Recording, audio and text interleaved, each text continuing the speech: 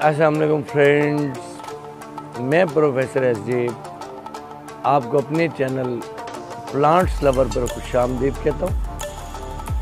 दोस्तों, ये जो खूबसूरत फ्लावर्स देख रहे हैं, इस बेल का नाम है, इसे पैसीफ्लोरा कहते हैं, इसे पैशन फ्लावर कहते हैं। ये बहुत ही खूबसूरत बेल है। इसके और भी बहुत से नाम हैं। इसे राखी फूल भी कहते हैं, और भी इसके बहुत से नाम हैं, लेकिन ज़्यादातर जो है ये पैशन फ्लावर, पैशन वाइन के नाम से जो है ये मशहूर है। ये नेटिव है सेंट्रल अमेरिका एंड मेक्सिको की, और अब ये पौधा पाकिस्तान, बांग्लादेश, इंडिया, इन एशियन कंट्रीज़ में भी जो है बड़ी अच्छी तरह ग्रो करता है। ये वाइन्स में सबसे खूबसूरत इसकी फ्लावरिंग है। इसका जो फ्लावर है, इसकी जो खूबसूरती है, ये दुनिया का तकरीबन सबसे खूबसूरत फ्लावर है शेप के लिहाज से।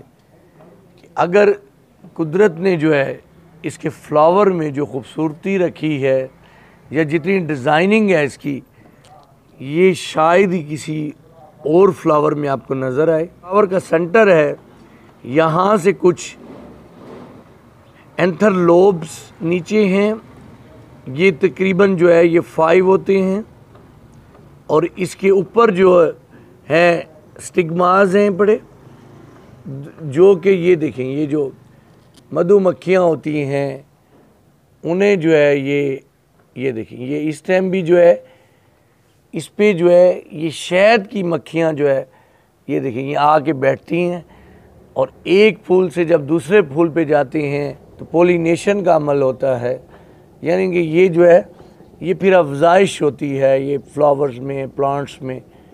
तो ये देखें, ये भी एक अच्छा सोर्स है।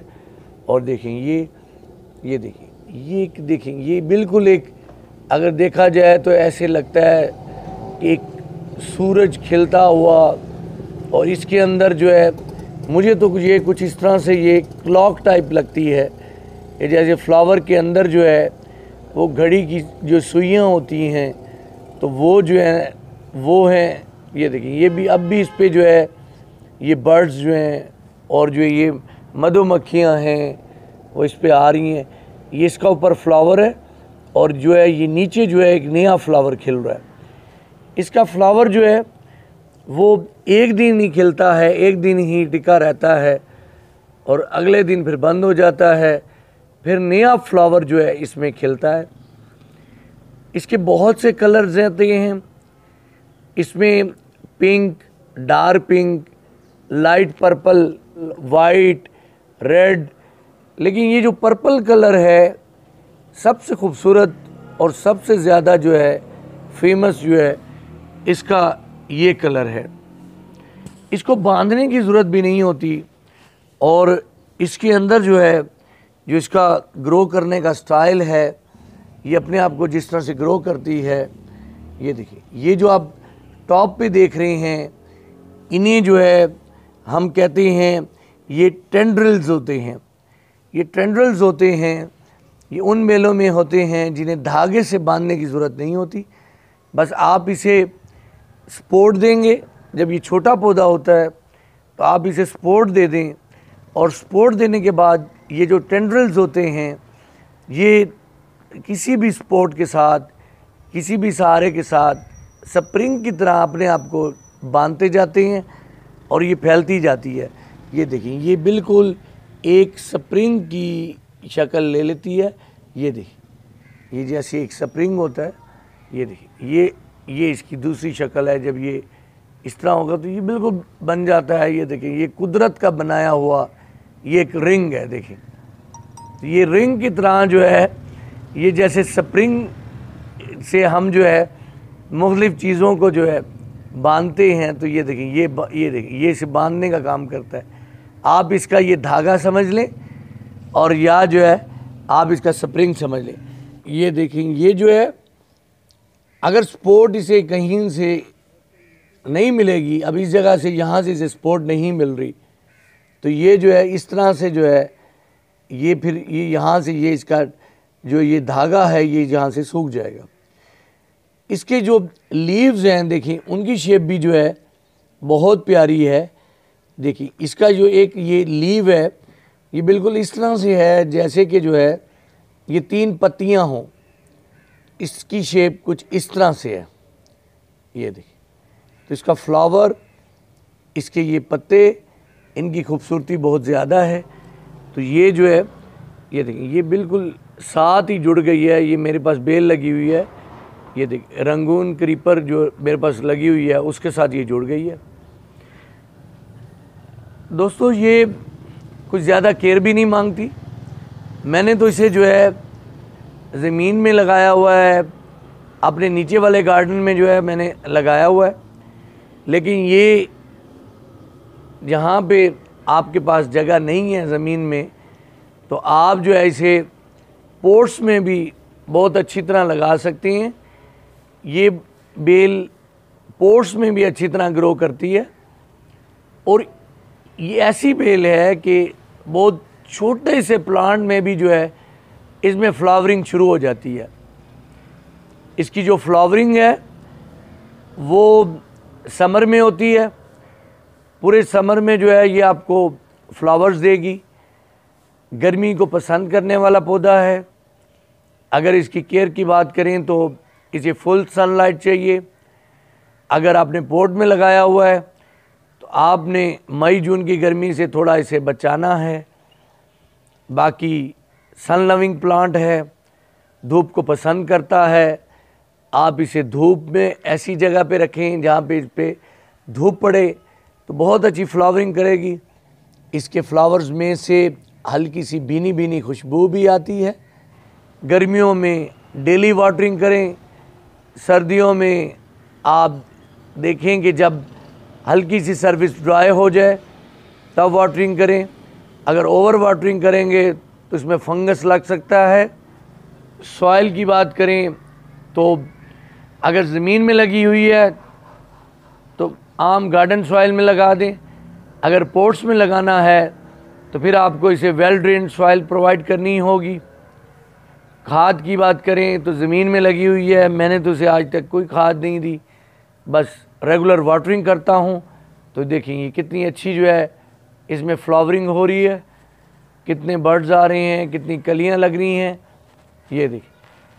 तो लेकिन अगर आपने पोट्स में लगाया हुआ है तो ये हाई फीडर जो है ये प्लांट है, तो आपको एक मैं इसके लिए ऑर्गेनिक फर्टिलाइज़र बनाना सिखाऊंगा। बस 1-2 दिनों में मेरी वो वीडियो आ जाएगी। उसमें आप सरसों की खली लें और सरसों की खली का घोल बना के लिक्विड फर्टिलाइज़र बना के इसमें डालें, अपने पोट्स में डालें और भी फ्लावरिंग प्लांट्स में डालें, तो वो एक फर्टिलाइज़र जो है मैजिक का काम करेगा।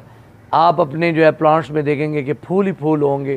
तो इंशाल्लाह ताला 1-2 वीडियोस में ही वो जो है ना मैं आपको ऑर्गेनिक फर्टिलाइज़र बनाना सिखाऊंगा। वो मेरे लिए तो एक मैजिक फर्टिलाइज़र है वो।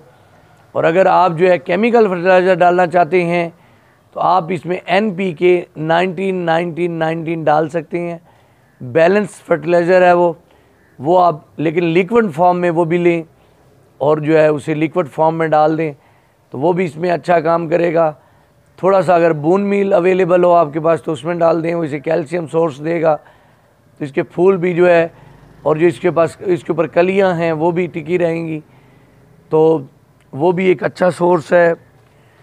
और उसके अलावा सबसे अच्छा जो फर्टिलाइज़र है अगर आपके पास अवेलेबल है, जो कि मैं पसंद करता हूँ, तो वो गोबर खाद है।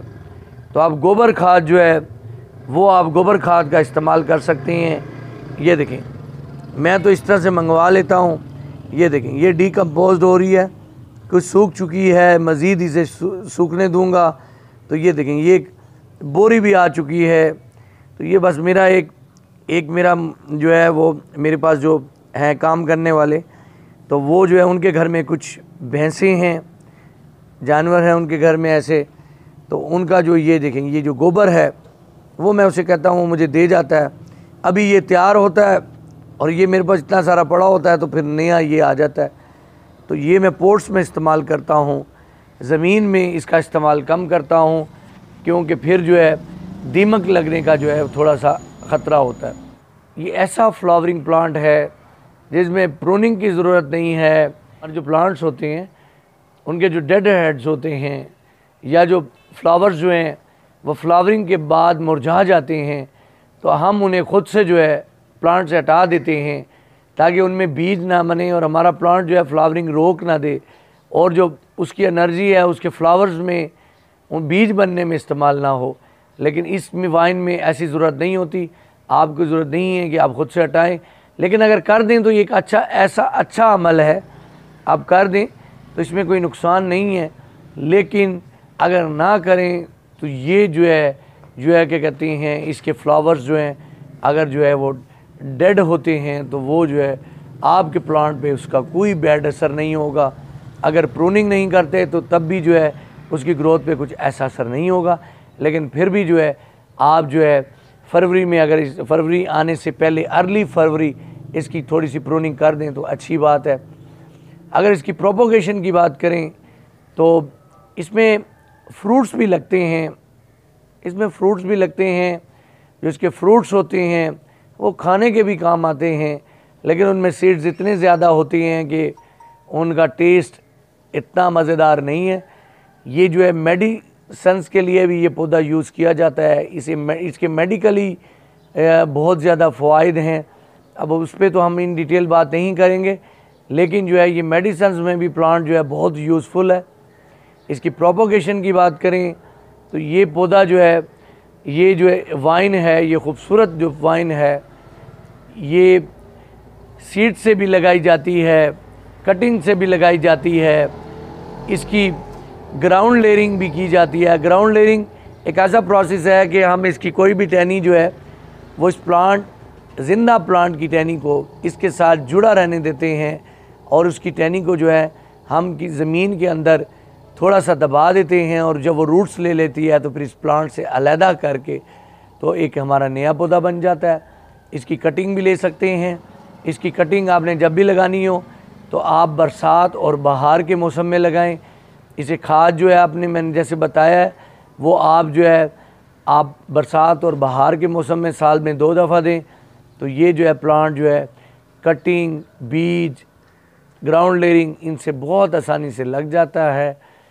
तो दोस्तों मेरे पास इसकी जो इन्फॉर्मेशन थी, जो मैं इस प्लांट के बारे में जानता था, वो मैंने आज आपके साथ शेयर किया। तो ये बहुत ही खूबसूरत वाइन प्लांट है, तो आप भी इसे अपने घर में लगाएं और इसकी खूबसूरती को आप इंजॉय करें।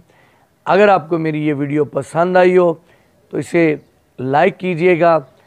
आप मेरे चैनल पर अभी तक नए हैं तो इसे सब्सक्राइब कीजिएगा, ताकि मैं इसी तरह आपके लिए और वीडियोस बनाता रहूं और आप मेरी वीडियोस को देखते रहें। बेल आइकन को प्रेस कीजिएगा ताकि जो भी नई वीडियो आए उसका नोटिफिकेशन आपको मिल जाए। अपना बहुत सारा ख्याल रखिएगा, खुश रहिएगा, अच्छे काम कीजिएगा, और फिर किसी नई वीडियो के साथ, किसी और टॉपिक के साथ आपसे मुलाकात होगी। अल्लाह हाफिज़।